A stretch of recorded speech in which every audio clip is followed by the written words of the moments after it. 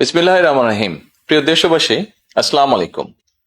আজকে আমি আপনাদের সাথে একটি বিষয় নিয়ে খুব সংক্ষেপে দুটি কথা বলতে চাই। যে বিষয়টি সমাজের প্রত্যেকটি শ্রেণী পেশার মানুষকে স্পর্শ করে। যে বিষয়টি কি সেটি হচ্ছে আমাদের পরিবেশ। অর্থাৎ আমি, আপনি, আমরা সকলে যে পরিবেশটাতে থাকি সেই পরিবেশটি কেমন, আমার আশপাশটি কেমন। আপনারা নিশ্চয়ই অধিকাংশ ক্ষেত্রে খেয়াল করে দেখেছেন, আমরা ঢাকা শহরের যে কোনো রাস্তাঘাটই হোক, যে কোনো এলাকাই হোক, যে কোনো জেলা শহরের এলাকাই হোক, রাস্তাঘাট হোক, এমনকি উপজেলা পর্যায়েও ক্ষেত্র বিশেষে বিভিন্ন গ্রামগঞ্জেও আমরা দেখেছি যে যেখানে বাজার ঘাট বা রাস্তা চলাচলে বেশি, সেই জায়গাগুলোতে চারিদিকে একটা জিনিস খুব পরিষ্কারভাবে চোখে পড়ে, যেটি আমরা যখন ছোট ছিলাম, আজকে থেকে 40 বছর আগে, 30 বছর আগে দৃশ্যটা এমন ছিল না, কিন্তু বর্তমানে দৃশ্যটা এইরকম। সেটা কেমন? চারিদিকে আমার আপনার আমাদের ব্যবহার করা হাতের টিস্যু, অথবা আমার আপনার খাওয়া চিপসের প্যাকেট, অথবা বাসায় ব্যবহার করা রান্নার তেল যে তার প্লাস্টিকের বোতলটি, অথবা আমি বা আপনি পানি পান করেছি প্লাস্টিকের বোতল থেকে সেই বোতলটি, এরকম আরো অনেক ধরনের আবর্জনা যত্র তত্র সব জায়গায় ছড়িয়ে আছে। কোনো জায়গায় একটু বেশি জমা হয়ে আছে, অথবা যত্র তত্র লোকালয়ে চারিদিকে ছড়িয়ে আছে।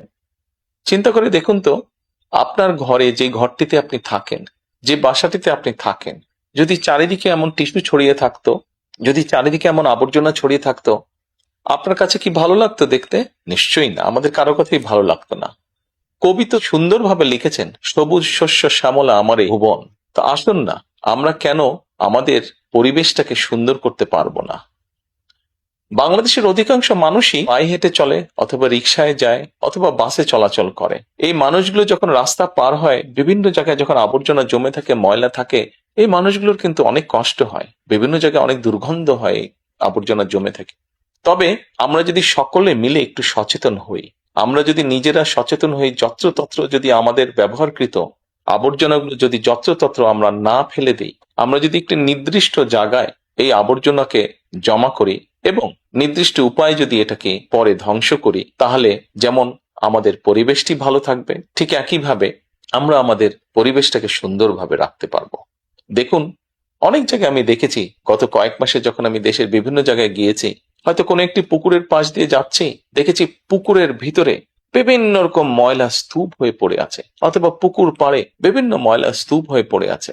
অথচ একসময় কিন্তু এই পুকুর পাড়েই মানুষ বিকেলে বসতো, গল্প করত পরিবার পরিজন নিয়ে, কিন্তু এখন আবর্জনার জন্য সেটি সম্ভব হয় না। ঢাকা শহরেও বিভিন্ন পার্ক আছে, বিভিন্ন জেলা শহরেও বিভিন্ন পার্ক আছে।